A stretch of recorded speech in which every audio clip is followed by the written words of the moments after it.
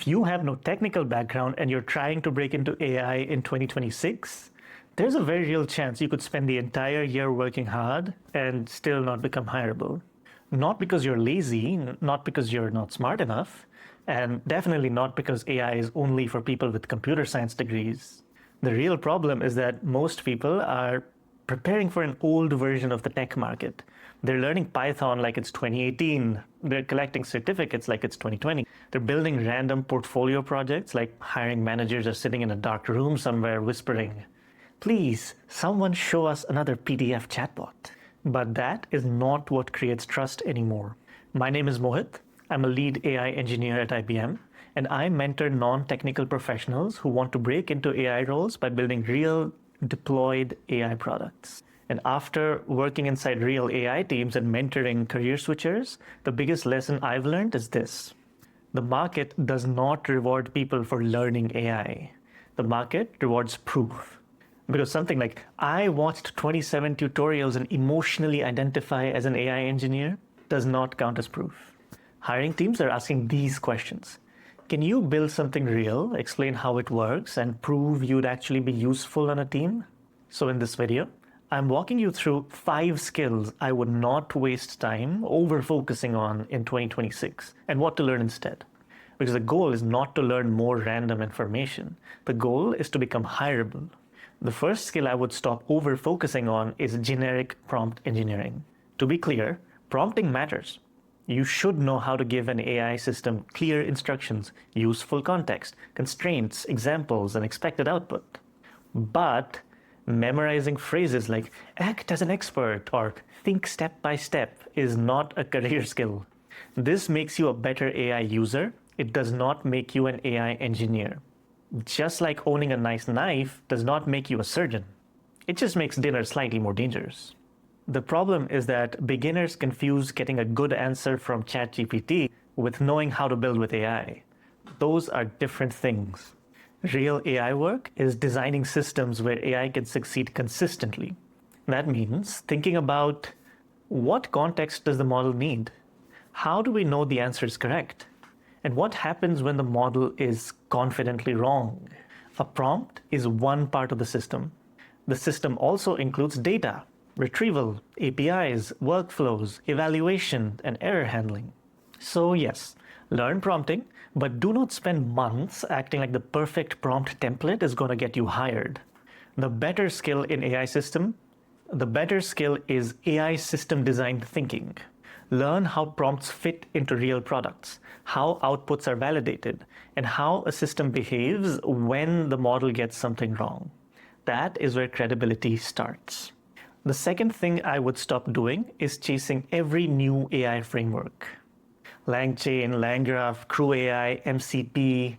Every week there is a new tool that someone online says you must learn. And somehow every single one of them has a tutorial called Build a Production-Ready AI App in 12 minutes, which should be legally classified as a prank. Here's the problem. Tools are not the skill. Understanding the system is.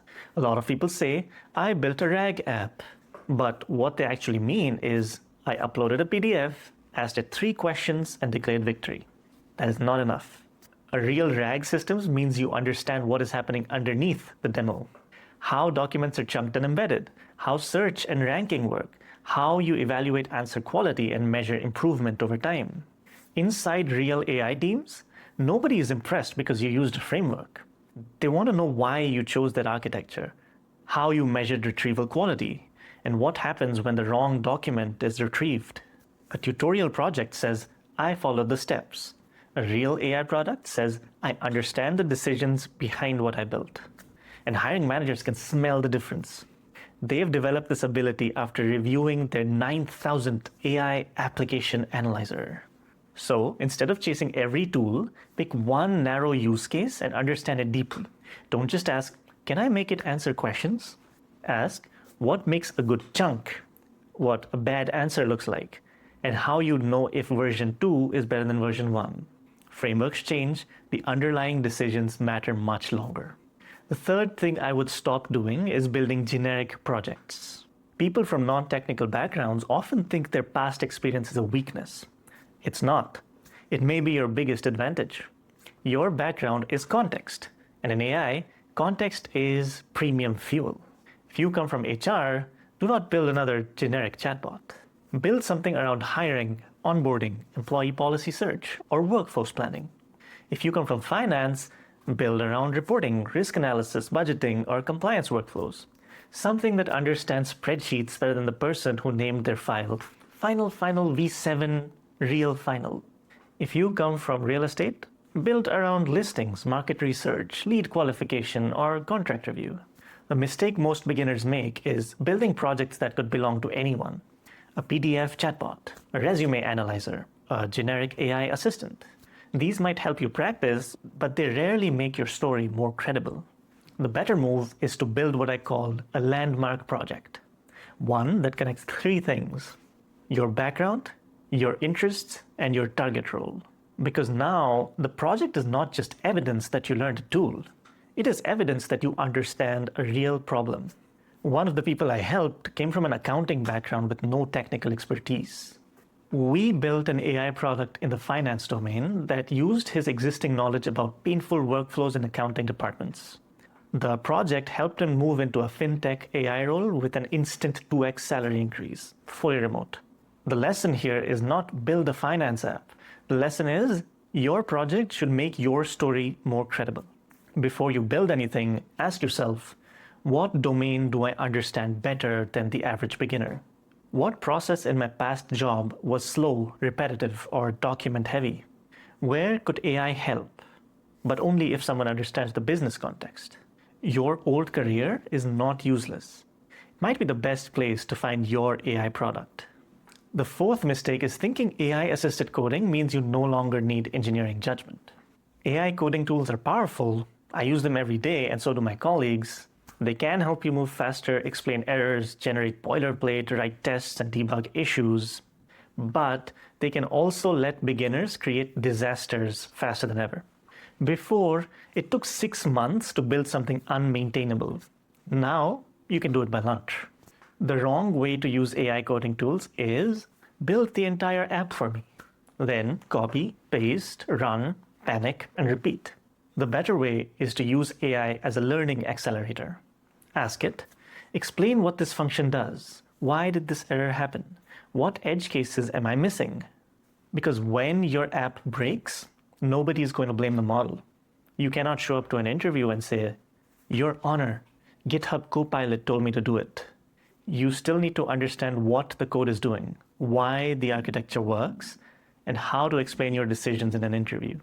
The goal is not to vibe code your way into a 6-figure job. That's not a career strategy. That's a LinkedIn fever dream. Use AI to move faster while still developing the judgment that makes a team trust you. Use AI like a power tool, not adult supervision. The fifth thing I would stop doing is building demos instead of proof. A cool AI demo is not the same thing as a reliable AI product. I've reviewed hundreds of beginner projects as someone who regularly interviews new AI engineers, and pretty much all of them are just demos. They work once, they look nice in a screen recording, they work beautifully as long as the user behaves exactly like the demo video and never clicks the wrong button like a normal human being. But they do not prove real AI engineering ability. A real AI product has deployment, testing, logging, monitoring, error handling, cost awareness, latency awareness, and documentation. Basically, all the boring stuff turns out to be the actual job. Hiring managers do not care that you built a project. They care what the project proves. I can technically build a chair.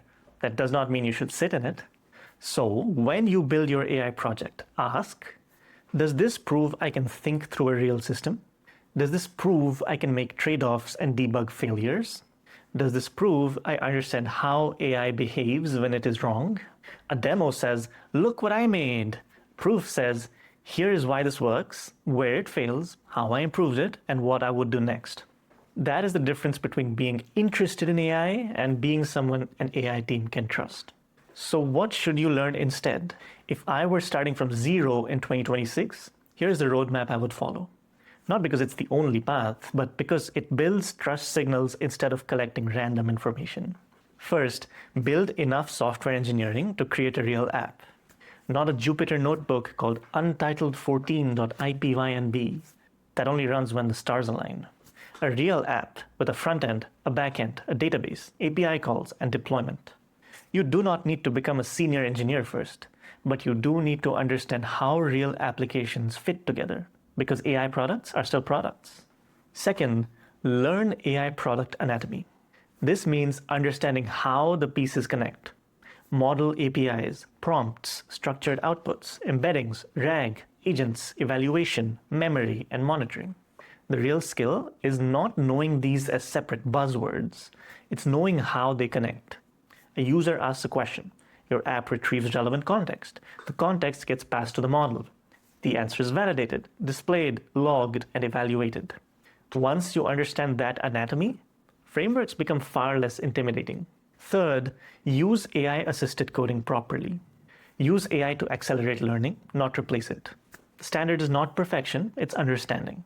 You need to explain what the code does, why it is built that way, and what would break under unexpected input. Fourth, make the project production ready. Deployment, logging, error handling, cost awareness, monitoring, documentation.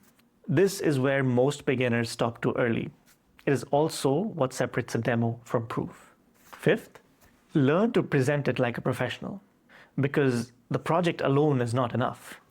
You need to explain the problem you solved, why you chose that architecture, where the system can fail, and what you would do next. That is what interviewers are testing. Not whether you watch enough tutorials, but whether you can think, build, communicate, and become useful on a team.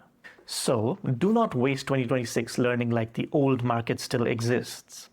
Do not spend the year collecting certificates that do not create trust.